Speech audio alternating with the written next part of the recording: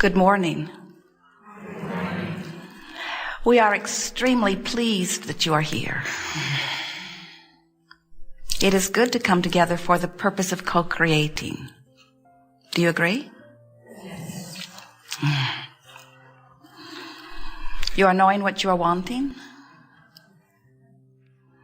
More or less?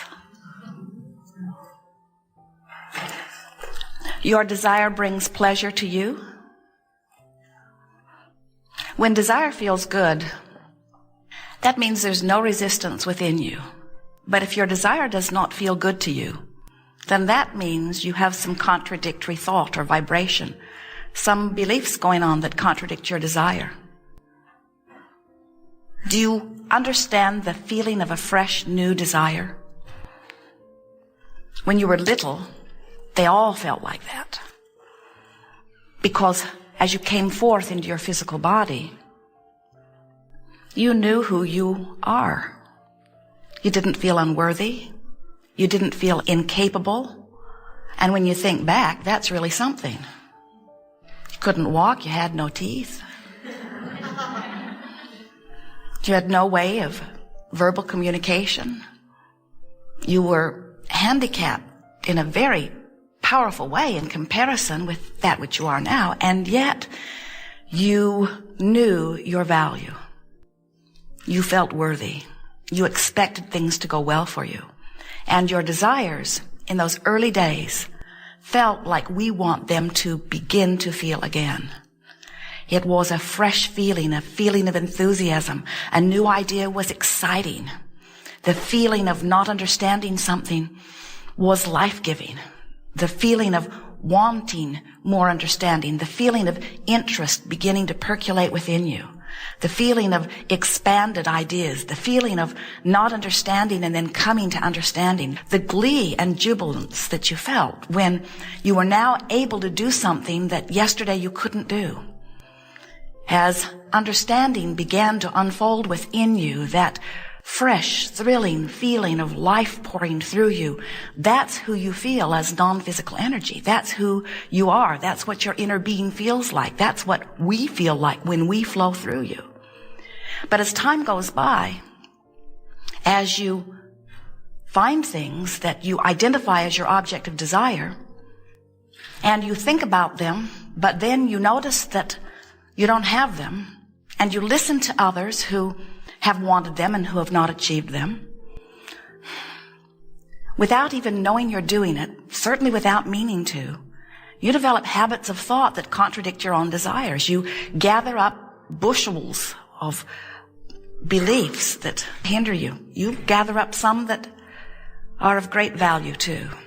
But most of our physical friends still are not understanding the difference in the way the belief that you believe that matches your desire feels, and the belief that you believe that doesn't match your desire feels. In other words, most do not realize that you have the capability of sorting that out, that you can modulate the feeling by selectively sifting through and choosing the thought, and you can consciously create your vibrational mix. You can adjust thought by thought with far greater ease than most understand. You can achieve a vibrational frequency and emit it deliberately, and therefore consciously affect your point of attraction. You are a vibrational being. You are flesh, blood, and bone. Yes, you are, but you are a vibrational being. You are a radio transmitter and receiver. And the frequencies that flow through you equal your relationship with your source. The feelings that flow through you equal or indicate the combination of vibrations that you are offering. They show you the mixture of your desires and your beliefs. We've called this gathering the science of deliberate creation because we want you to be deliberate about the thoughts that you think. But then we have recently begun calling it the art of allowing because we want you to be aware of your vibrational frequencies, and we want you to consciously mold them into good feeling sensations, because that is the way you put yourself into the vibrational stance that aligns you with your source and with your desires. If you want more money, but you are keenly aware that you do not have enough money, and when you have lunch with your friends, you talk about not having enough money, and when the bill comes, you complain about how much they are charging you, and over lunch, you talk about how it's always been hard, and you remember how hard money came to your family, and you talk about how difficult it is for them to get by now, and you criticize your employer for not paying you more, and you're irritated with the government who is twiddling with Social Security, and you are worried about your parents. All through that commentary, you are beating the drum and activating a vibration within yourself that contradicts your very own desire for more money.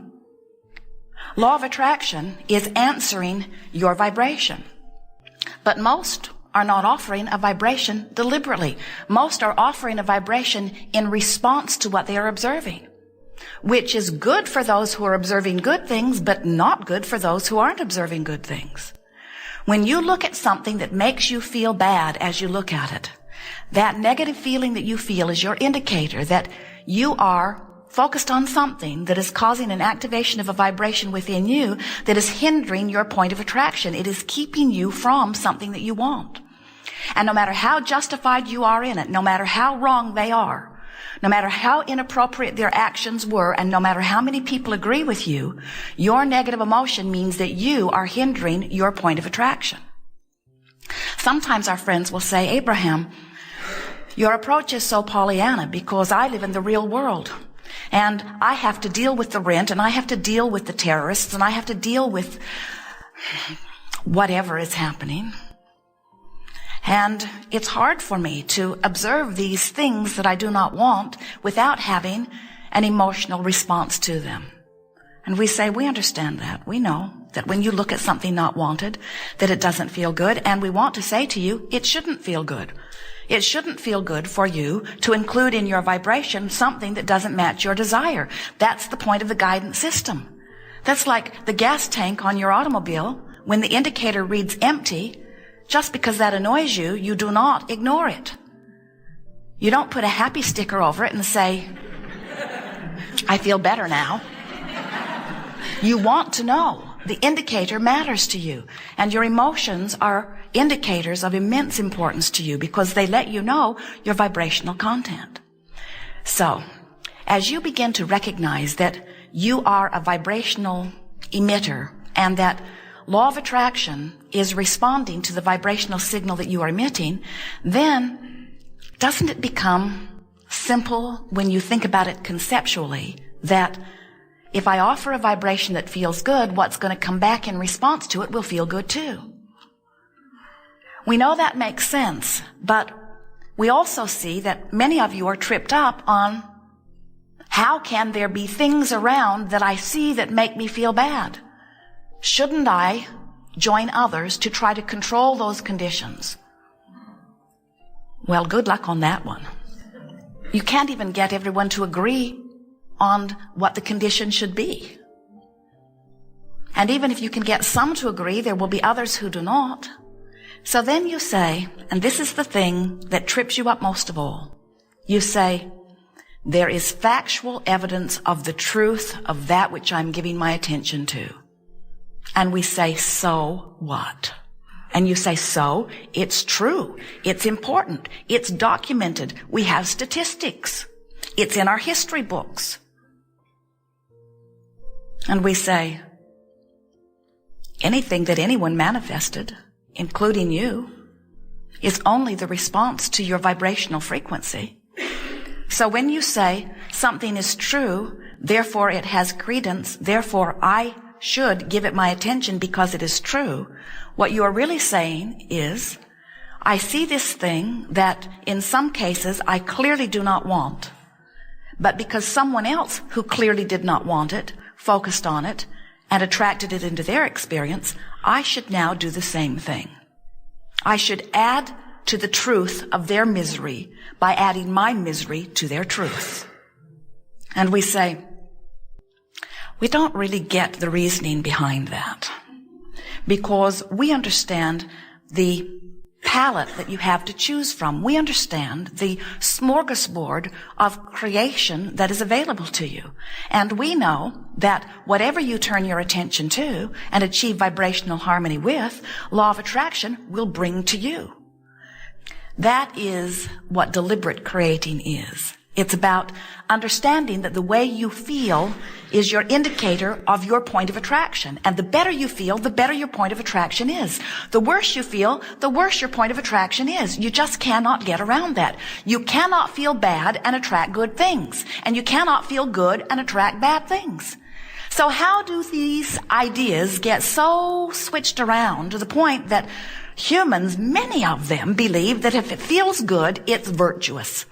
If it feels good, it is of value, but if it feels too good, there's probably something screwy with it.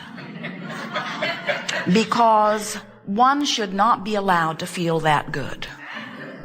You wait for the other shoe to drop, and in that vibrational attitude, it usually does. And then you say, see, I told you it was coming, and we say, so you are a prophet. It is not hard to predict what's coming when you understand vibration. It's not hard to predict what's coming when you understand the way you feel. We want so much for you to come back around to knowing that if it feels good, it is. Now, sometimes people who really want to play the devil's advocate, and we mean that in every sense of the word, even though the devil is a fictional character made up by insecure humans, who want to control other insecure humans. There's a lot of power in fear, isn't there? There shouldn't be, because really what fear is powerless. We'll talk about that if you want to later, but getting back to the devil. So many, as they are looking into physical experience, see people living things that they know that those people do not want to live. And so their conclusion is they would not do that to themselves, so something outside of them must be doing it. You get so confused about this point, especially if something is happening to you, that you look for all kinds of reasons to explain why it is happening. Some even go so far as to explain it by saying that people outside of them have power over them. And then you look for evidence to support that as you see police brutality or as you see uprisings. Some even go so far as to say it is something from non-physical that is damning them or cursing them. If you understood source, as we do, you would never fashion such fiction, because there is only well-being that flows from that which is your source. Source never wields vengeance or offers punishment, for Source understands you are valuable, you are worthy, you are blessed.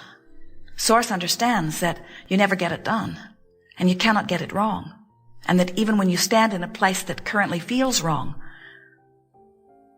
that ultimately you will return to what feels right, and that you can return now to what feels right with an adjustment of your thought process and an adjustment of your vibration and a changing of your point of attraction and a finally letting in of the well-being that is flowing to you always. Some, in their wanting to explain why things are not going better for themselves or someone else, even go so far as to try to justify it by saying it must have bled through from a past life experience. Even though I know I've kept all the rules in this life, in a past life I must have broken some. And so I'm being punished for something that I cannot do anything about now. How absurd is that? There is no source of evil. There is only a source of goodness. There is no source of the opposite of goodness. There is only well-being. There is only good. There is only value. There is only well-being that flows. You are blessed beings who deserve to live well.